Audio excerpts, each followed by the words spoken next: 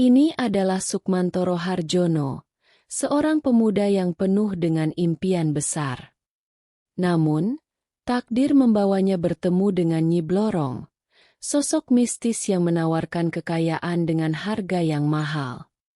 Saksikan perjalanan Sukmantoro dalam mengarungi cinta, kekayaan, dan takdir yang penuh misteri dan bahaya.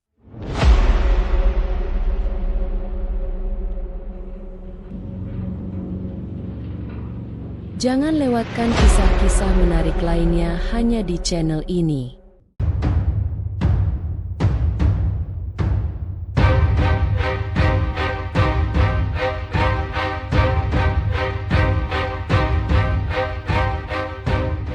Pernikahan dengan Nyi Blorong adalah kisah nyata di tahun 1870, di sebuah desa kecil yang terletak di kaki Gunung Cibalak.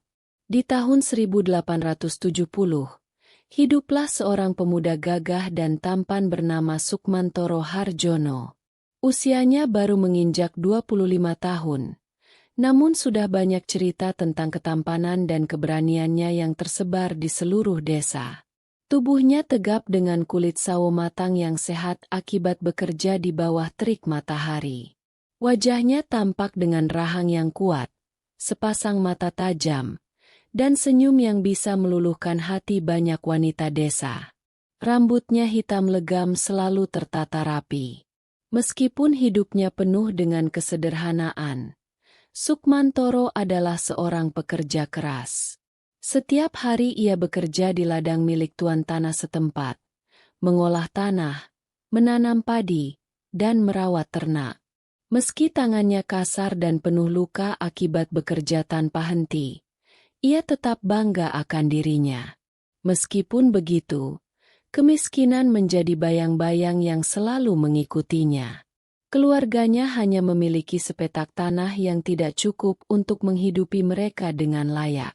Ibu dan adik-adiknya sangat bergantung pada Sukmantoro setelah ayahnya meninggal dunia beberapa tahun lalu.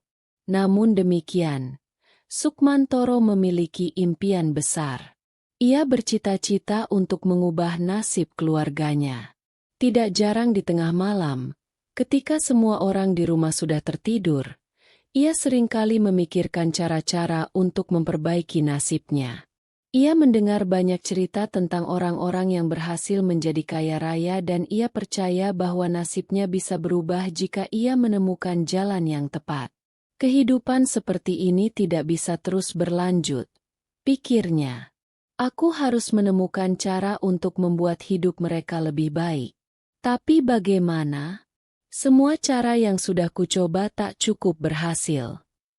Ia juga pernah mendengar cerita tentang Nyi Blorong, wanita siluman ular yang dipercaya memiliki kekuatan mistis untuk memberikan kekayaan kepada siapa saja yang bersedia memenuhi syarat-syaratnya. Banyak orang yang menganggap cerita ini hanyalah mitos belaka, tetapi Sukmantoro tertarik untuk mencari tahu lebih jauh.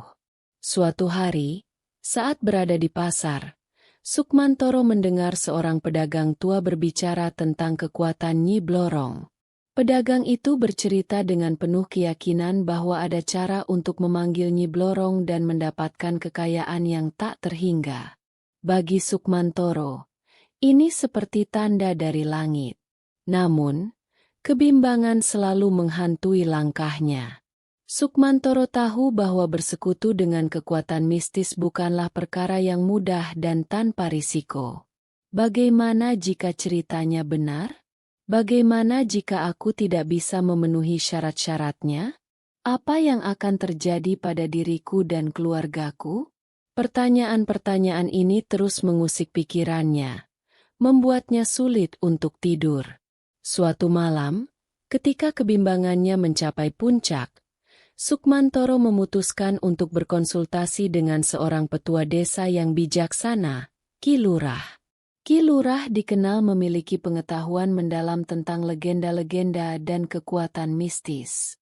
Dengan hati yang penuh harap dan sedikit ketakutan, Sukmantoro mendatangi rumah Ki Lurah yang terletak di ujung desa. Ki Lurah mendengarkan dengan seksama cerita Sukmantoro tentang ambisinya untuk menjadi kaya dan legenda Nyi Blorong yang selalu menghantuinya. Setelah beberapa saat diam, Ki Lurah menatap Sukmantoro dengan tatapan serius. "Anakku," kata Ki Lurah dengan suara rendah namun penuh wibawa, "legenda Nyi Blorong bukanlah sekadar cerita. Ada kebenaran di baliknya. Dan kekuatan yang dimilikinya bukanlah sesuatu yang bisa dianggap remeh. Jika kau benar-benar ingin mengejar kekayaan melalui cara ini, kau harus siap menghadapi segala konsekuensinya." Kata-kata Ki Lurah membuat hati Sukmantoro bimbang. Namun, ia juga merasakan dorongan kuat untuk melangkah maju. "Apakah aku punya pilihan lain?" pikirnya. "Jika aku tidak melakukan sesuatu yang besar, hidup kami akan tetap seperti ini selamanya." Dengan dorongan itu, Sukmantoro memutuskan untuk melangkah lebih jauh. Ia mengumpulkan informasi dari berbagai sumber, mencari tahu ritual yang harus dilakukan untuk memanggil Nyi Blorong. Setiap malam, ia duduk di beranda rumahnya, merenungkan setiap langkah yang akan diambil. Ia membayangkan goa di dalam hutan tempat Nyi Blorong diyakini tinggal, dan membayangkan dirinya duduk di sana, melakukan tapa untuk memanggil kekuatan mistis tersebut. Suatu hari, saat Sukmantoro sedang bekerja di ladang, ia mendengar seorang pedagang tua bercerita tentang sebuah naskah kuno yang tersembunyi di rumah Ki Lurah. Pedagang itu mengatakan bahwa naskah tersebut berisi petunjuk untuk memanggil Nyi Blorong, wanita ular yang dapat memberikan kekayaan tak terhingga. "Inilah kesempatan yang aku cari," pikir Sukmantoro. Setelah menyelesaikan pekerjaannya, Sukmantoro segera pergi ke rumah Ki Lurah. Rumah itu terletak di ujung desa, dikelilingi pohon-pohon besar yang membuat suasana sejuk dan tenang. Di sana, Sukmantoro bertanya kepada Ki Lurah lebih lanjut tentang Nyi Blorong dan mendengar cerita tentang naskah kuno yang menyimpan rahasia untuk memanggilnya. Ki Lurah terdiam sejenak, menatap Sukmantoro dengan tatapan penuh pertimbangan. Awalnya, Ki Lurah tidak mengaku memiliki naskah itu. Namun, Sukmantoro terus mendesak, bahkan memohon-mohon. Akhirnya, Ki Lurah luluh. "Naskah itu memang ada," ujar Ki Lurah akhirnya. "Tetapi mempelajarinya bukan tanpa risiko. Apakah kau benar-benar siap untuk menghadapi apa yang mungkin terjadi?" Sukmantoro mengangguk dengan tekad yang kuat. "Saya siap, Ki Lurah. Saya akan melakukan apa saja untuk mengubah nasib keluarga saya." Dengan hati-hati, Ki Lurah membawa Sukmantoro ke sebuah ruangan di rumahnya yang sudah sangat berumur. Di sana, terdapat sebuah naskah kuno yang terbuat dari daun lontar yang sudah sangat tua. "Ini adalah panduan untuk memanggil Nyi Blorong, tapi ingat, kau harus mengikuti setiap instruksinya dengan tepat." Sukmantoro memegang naskah itu dengan hati-hati, merasakan keagungan dan kekuatan yang terkandung di dalamnya. Ia mulai membaca naskah tersebut dengan seksama, mempelajari setiap kata dan simbol yang ada. Di dalam naskah itu terdapat langkah-langkah rinci untuk melakukan ritual pemanggilan Nyi Blorong, termasuk mantra-mantra yang harus diucapkan dan persembahan yang harus disiapkan. Selama berminggu-minggu, Sukmantoro terus mempelajari naskah kuno itu. Ia sering menghabiskan malam di rumah Ki Lurah, ditemani oleh cahaya lampu minyak kelapa yang redup, mencoba memahami setiap detail dari ritual tersebut. Ki Lurah dengan sabar menjelaskan setiap bagian yang sulit dimengerti oleh Sukmantoro, memastikan bahwa pemuda itu benar-benar siap. Selain mempelajari naskah kuno, Sukmantoro juga mendengarkan cerita dari penduduk desa yang pernah mendengar atau mengalami kejadian yang berkaitan dengan Nyi Blorong. Ia sering mengunjungi pasar dan tempat berkumpulnya penduduk untuk mendengar cerita-cerita tersebut. Salah satu cerita yang paling berkesan adalah dari seorang wanita tua yang pernah melihat Nyi Blorong di masa mudanya.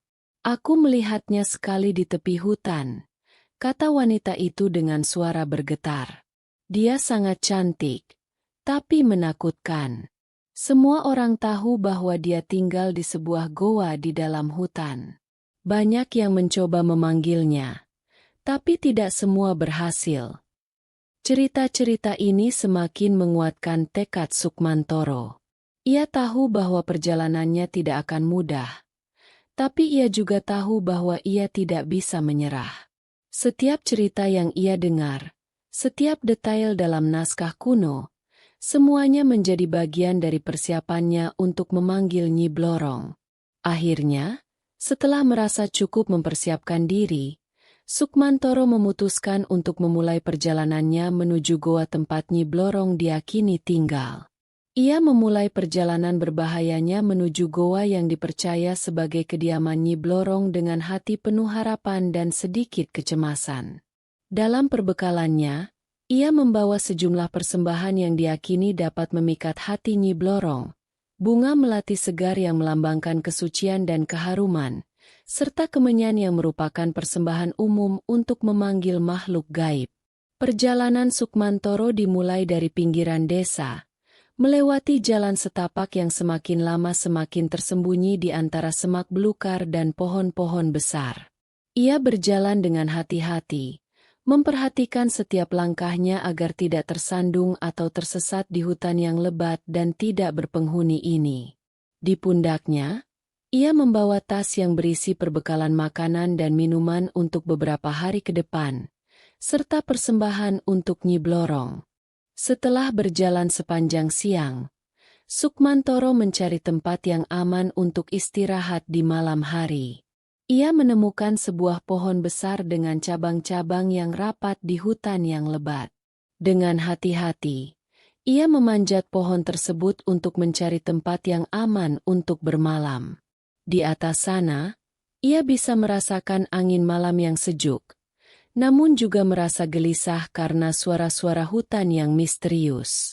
Di tengah malam, saat hutan sunyi, Sukmantoro terbangun karena suara gemerisik yang mendekat. Ia segera menyadari bahwa ia tidak sendirian. Ada binatang buas yang berjalan-jalan di bawah pohon tempatnya beristirahat. Dengan hati-hati, ia berusaha tetap diam dan tidak bergerak, berharap binatang tersebut tidak menyadari keberadaannya di atas pohon. Pagi hari tiba dengan perasaan lega bagi Sukmantoro karena berhasil menghindari bahaya semalam. Namun, tantangan baru menunggu di perjalanan berikutnya. Saat berjalan melalui semak belukar yang lebat, Sukmantoro hampir saja melangkah tepat di atas seekor ular berbisa yang sedang berjemur di bawah sinar matahari pagi.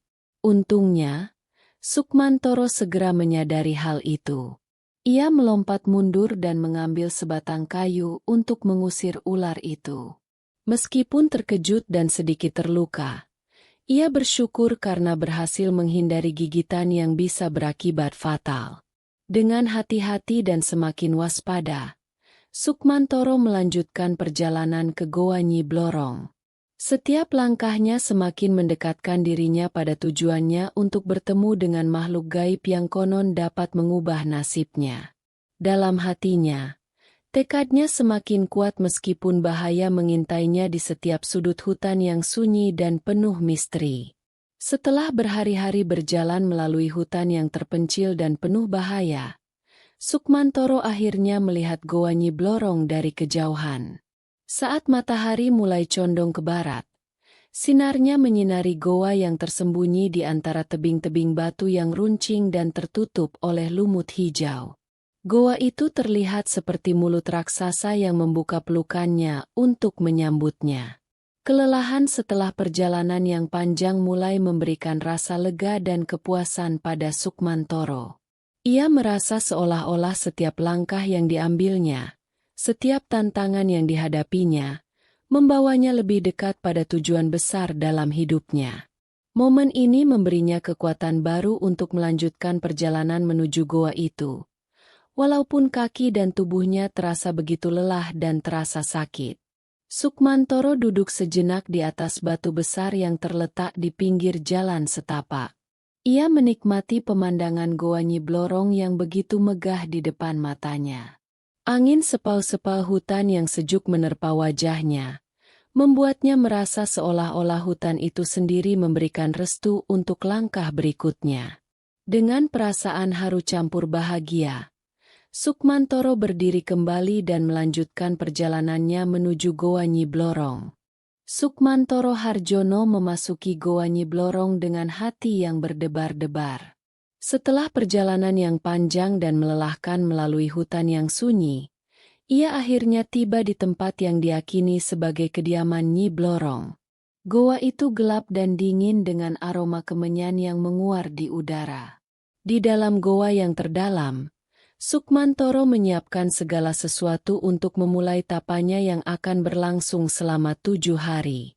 Sebelum memulai tapa, Sukmantoro menata persembahan di depan altar sederhana yang ia buat dari batu-batu kecil di dalam goa. Ia meletakkan bunga melati segar yang harumnya memenuhi udara sebagai simbol kesucian dan penghormatan. Kemenyan dibakar, mengeluarkan asap yang harum dan membawa doa-doa Sukmantoro sampai ke langit-langit goa.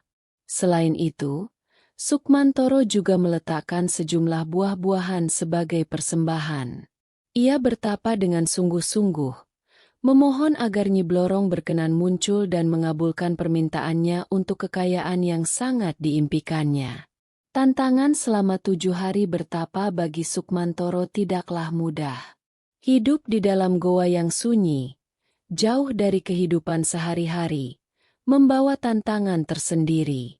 Salah satunya adalah godaan-godaan yang muncul untuk menguji kesetiaannya pada tapanya. Pada hari kedua bertapa, goa tersebut diserbu oleh semut-semut besar yang mencari makanan. Meskipun tidak berbahaya, serbuan semut ini mengganggu konsentrasi Sukmantoro dalam meditasinya. Ia harus bersabar dan menahan gigitan semut-semut itu agar dapat tetap fokus pada ritualnya. Pada malam hari, desisan ular-ular kecil terdengar di sudut-sudut goa. Suara mereka yang bergema di dinding-dinding batu goa membuatnya merinding. Namun Sukmantoro tetap teguh dengan tekadnya. Ia melihatnya sebagai ujian keberanian dan ketahanan. Pada hari keempat bertapa, ketika Sukmantoro tengah larut dalam meditasi, tiba-tiba muncul sosok bayangan wanita cantik yang berdiri di depannya. Gadis itu memiliki wajah yang memesona dan matanya yang menawan mempesona Sukmantoro dengan kecantikannya yang tak terlukiskan. "Apa yang kamu lakukan di sini? Kamu pasti lelah. Lebih baik bersenang-senang denganku," kata perempuan itu menggoda. Sukmantoro mencoba untuk fokus. Bau harum perempuan itu semakin menggoda. "Aku juga bisa menjadi apa yang kau inginkan. Bersenang-senanglah dengan diriku," lanjut perempuan itu sambil mengelus celana Sukmantoro yang membuatnya tegang. Sukmantoro hampir saja tergoda untuk mengikuti godaan wanita pemilik suara halus itu. Namun, ia segera menyadari bahwa ini adalah ilusi yang diciptakan untuk menguji keteguhan tapanya. Ia menolak godaan itu dan kembali fokus pada meditasinya, mengingat tujuan sejatinya untuk bertemu dengan Nyi Blorong. Saat ritual mencapai puncaknya pada hari ketujuh, di dalam goa yang sunyi, suasana mulai terasa sangat khusyuk. Sukmantoro duduk di depan altar sederhana yang ia persiapkan, dengan api kemenyan yang masih membara di tengah-tengah goa yang gelap. Di sekitarnya, udara terasa tegang. Ia mengulang mantra-mantra yang ia pelajari dari naskah kuno sambil membakar kemenyan dengan penuh penghormatan. Tiba-tiba, Nyi Blorong muncul. "Sukmantoro Harjono." Suara Nyi Blorong menggema di goa yang sunyi, memecah keheningan yang menyelimuti mereka. Suara itu bergema di dalam goa. "Apa yang membawa kamu ke sini?" Dengan gemetar karena ketakutan dan kekaguman, Sukmantoro menjawab dengan suara yang terdengar kecil di ruang goa yang luas. "Nyi Blorong, aku datang dengan niat yang tulus. Aku memohon bimbingan dan anugerahmu untuk mendapatkan kekayaan yang dapat membantu keluargaku. Nyi Blorong memandang Sukmantoro dengan tajam, seolah membaca hati dan pikirannya. Sejenak, ruang goa terasa seperti penuh dengan keheningan yang menahan nafas. Akhirnya, Nyi Blorong menjawab dengan suara yang tenang namun penuh dengan kekuatan. Kekayaan ini tidak datang tanpa syarat. Apakah kamu siap untuk mematuhi segala perintahku? Nyi Blorong muncul di hadapan Sukmantoro dengan penampilan yang memukau, namun juga memancarkan aura yang mistis. Tubuhnya terlihat seperti seorang wanita cantik dengan rambut panjang hitam lurus dan matanya yang tajam memancarkan kebijaksanaan kuno. Namun, yang membuatnya unik adalah bagian tubuhnya yang berbeda. Dari pinggang ke bawah, Nyi Blorong memiliki tubuh ular yang panjang dengan sisik-sisik keemasan yang berkilau di bawah cahaya kemenyan yang terbakar di altar. Ekornya yang panjang dan ramping menggulung di sekitar kakinya, bergerak dengan lincah. Kemudian, dalam sekejap, ekor ular itu menghilang dan berganti menjadi kaki manusia. Sukmantoro menelan ludah, berusaha mempertahankan ketenangannya. Ya, Nyi Blorong, aku akan melakukan apapun untuk mendapatkan kekayaan yang aku impikan. Nyi Blorong menjawab dengan suara yang dalam. Aku akan memberikan kekayaan itu padamu. Namun ada syarat yang harus kamu penuhi. Kamu harus setia padaku dan tidak mendekati perempuan lain selama perjanjian kita berlangsung. Apakah kamu siap untuk itu? Sukmantoro merasakan ketegangan dalam hatinya. Namun ia juga merasakan dorongan kuat untuk melangkah maju. Apakah aku punya pilihan lain? Pikirnya. Jika aku tidak melakukan sesuatu yang besar, hidup kami akan tetap seperti ini selamanya. Dengan dorongan itu, Sukmantoro mengangguk dan berkata, "Saya siap, Nyi Blorong." Dengan tatapan serius, Nyi Blorong menatap Sukmantoro. "Baiklah, jika itu keputusanmu, maka kita akan membuat perjanjian ini menjadi sakral." Mereka berdua duduk berhadap-hadapan di hadapan altar sederhana yang masih dikelilingi oleh asap kemenyan yang harum. Sukmantoro merasakan kehadiran spiritual yang kuat di sekitarnya, menandakan bahwa perjanjian ini tidak hanya di dunia nyata, tetapi juga dalam ranah spiritual yang lebih tinggi. Aku, Sukmantoro Harjono, bersedia menjadi suami Nyi Blorong dan bersumpah untuk tidak dekat dengan perempuan lain selama kami bersama. Setelah ucapan sumpah selesai, Sukmantoro merasa sebuah beban besar di pundaknya.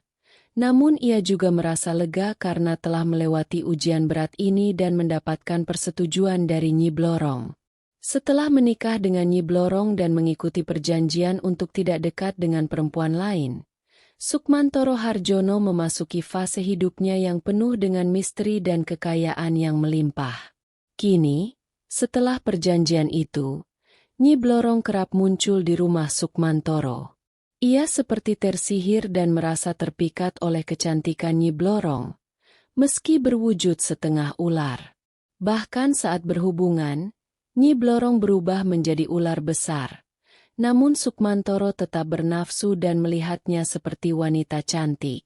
Setiap kali mereka berhubungan, Sukmantoro merasakan getaran energi yang luar biasa, seolah-olah kekuatan gaib sedang mengalir di antara mereka berdua. Setelah selesai berhubungan, Sukmantoro seringkali merasa lelah namun juga penuh dengan kepuasan dan kelegaan. Namun, hal yang paling mengagumkan adalah saat ia menemukan emas di bawah tempat tidurnya setiap kali ritual selesai dilakukan. Emas tersebut muncul seperti sihir, memancarkan kilau yang mempesona. Awalnya, Sukmantoro tidak percaya apa yang terjadi. Namun, ketika kejadian itu berulang kali terjadi setiap kali mereka berhubungan, ia mulai menyadari bahwa ini adalah anugerah dari Nyi Blorong sebagai balasan atas ketaatannya pada perjanjian mereka. Emas-emas tersebut menjadi simbol kekayaan yang tidak terbatas, mengubah hidupnya dari yang sederhana menjadi penuh kemakmuran. Rasa senang Sukmantoro tidak dapat diungkapkan dengan kata-kata.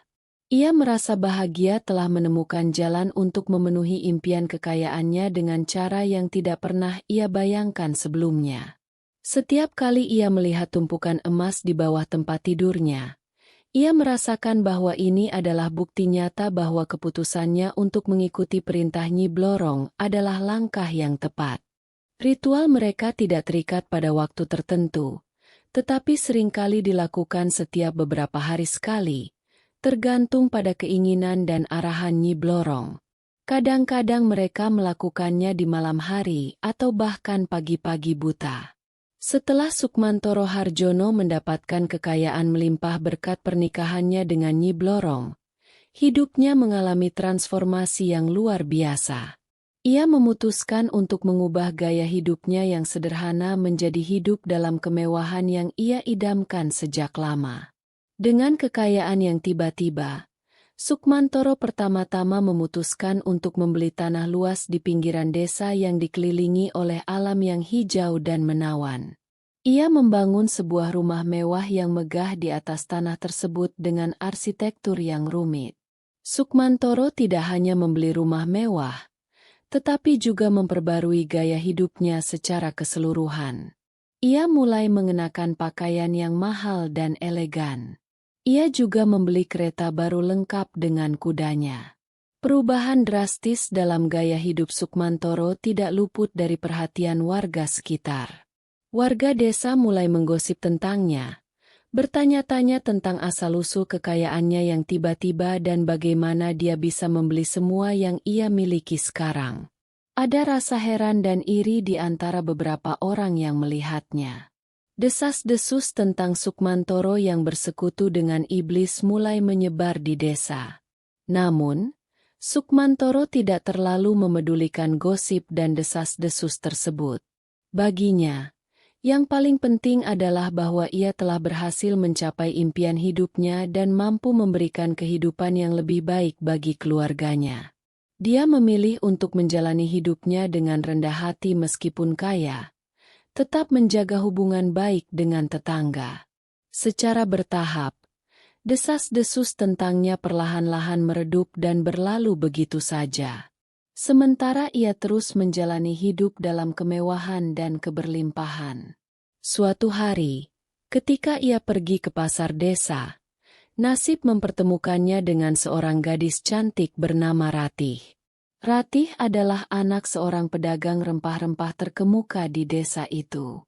Ia dikenal karena kecantikannya yang memikat dan kecerdasannya. Ratih juga telah menjadi pusat perhatian banyak pemuda di desa, meskipun dia tidak begitu tertarik dengan mereka. Namun, ketika matanya bertemu dengan Sukmantoro di pasar, ada sesuatu yang berbeda. Sukmantoro tidak pernah merasa seperti ini sebelumnya. Pandangan pertamanya kepada Ratih langsung membuat hatinya berdebar-debar. Wajah cantik Ratih dengan mata yang tajam dan senyum lembutnya seolah-olah memikatnya seperti pesona gaib yang tak terlukiskan. Ia merasa seperti terpesona oleh kehadirannya. Awalnya, pertemuan mereka hanya singkat di pasar. Sukmantoro membeli rempah-rempah yang dibutuhkan, sementara Ratih membantu ayahnya menjual barang dagangan mereka. Namun, sejak saat itu, Sukmantoro seringkali menemukan alasan untuk kembali ke pasar hanya untuk melihat Ratih dari kejauhan. Setiap kali mereka bertemu, percakapan mereka menjadi lebih hangat dan lebih ramah. Suatu hari, Sukmantoro mengumpulkan keberaniannya untuk mengajak Ratih berbicara lebih lama di bawah rindangnya pohon beringin tua di pinggir pasar. Mereka berbagi cerita tentang keluarga, mimpi, dan kehidupan di desa. Sukmantoro mengagumi kecerdasan dan keanggunan Ratih, sedangkan Ratih merasa nyaman dengan ketulusan dan kejujuran Sukmantoro. Perlahan-lahan, cinta tumbuh di antara mereka. Setiap kali mereka bertemu, pandangan mereka saling bertautan dengan penuh arti. Sukmantoro merasa bahwa Ratih adalah sosok yang membuat hatinya menjadi lebih hidup, sementara Ratih merasa bahwa Sukmantoro adalah pria yang dapat dipercayai dan memahami. Namun, perasaan Sukmantoro terhadap Ratih menimbulkan pertanyaan dalam dirinya sendiri. Ia ingat akan perjanjian dengan Nyi Blorong dan larangan untuk dekat dengan perempuan lain. Tetapi, cinta yang mendalam kepada Ratih mulai menguasai hatinya sehingga ia mulai merasa terjebak di antara kewajiban dan keinginannya sendiri. Karena masih terikat dengan janji kepada Nyi Blorong, hubungan mereka adalah sesuatu yang dilarang. Suatu hari, di bawah sinar bulan yang gemerlap, Sukmantoro dan Ratih memutuskan untuk mengungkapkan perasaan mereka secara lebih jelas. Mereka bertemu di tepi sungai yang sunyi, di mana suara gemericik menjadi saksi dari keintiman mereka. Meskipun hidup dalam bayang-bayang rahasia, Sukmantoro menemukan kekuatan dalam cinta mereka satu sama lain. Tahukah kamu, Ratih, bahwa setiap hari bersamamu adalah anugerah yang tak ternilai bagiku? Ucap Sukmantoro dengan suara lembut. Kita telah melewati begitu banyak hal bersama dan aku tak pernah merasa lebih bahagia. Ratih tersenyum manis. Tangannya membalas genggaman Sukmantoro dengan lembut. Aku juga merasa sama. Kehidupan ini terasa penuh arti ketika aku bersamamu. Namun, saat kedamaian mereka berdua sedang menyebar di sekitar suasana, tiba-tiba berubah. Sebuah bayangan gelap muncul dari sungai. Sukmantoro dan Ratih mengangkat pandangan mereka dengan cepat, dan jantung mereka berhenti berdetak sejenak. Sosok Nyi Blorong muncul dalam wujud yang menakutkan. Tubuhnya setengah manusia, setengah ular, dengan sisik-sisik keemasan yang bersinar di bawah cahaya bulan, menciptakan aura yang menakutkan di sekelilingnya. Kau telah mengingkari perjanjian kita, Sukmantoro Harjono, ujar Nyi Blorong dengan suara yang bergetar. Kau telah melanggar larangan yang kukatakan padamu. Ratih tak mengerti apa yang terjadi. Ia meminta penjelasan Sukmantoro. Sukmantoro merasa terperangkap dalam ketakutan dan kebingungan. Sukmantoro berusaha menemukan kata-kata untuk mempertanggungjawabkan perbuatannya. Namun kata-kata terasa terjepit di tenggorokannya. Nyi Blorong menatap mereka dengan mata yang menyala-nyala. Kalian telah melanggar perintahku, desisnya dengan suara yang menggelegar. Kini kalian harus siap menerima konsekuensinya. Nyi Blorong sekonyong-konyong menyerang mereka berdua. Sukmantoro mencoba melindungi Ratih dengan segala kekuatannya. Namun upayanya sia-sia. Keduanya terlempar oleh kibasan ekor Nyi Blorong. Ratih, dalam keputusasaan, berusaha meraih tangan Sukmantoro. Kita harus melarikan diri, desisnya. Namun, mereka terjebak dalam cengkeraman kekuatan gaib Nyi Blorong yang tidak bisa mereka lawan. Dengan gerakan yang cepat dan mematikan, Nyi Blorong menyeret mereka berdua. Pada akhirnya, Sukmantoro dan Ratih menemui ajalnya di pinggir sungai itu. Esoknya, tubuh Sukmantoro dan Ratih ditemukan tak bernyawa di pinggir sungai, dengan bekas gigitan ular di seluruh tubuh mereka. Tubuh mereka pun membiru. Emas dan rumah mewah milik Sukmantoro berubah menjadi pasir.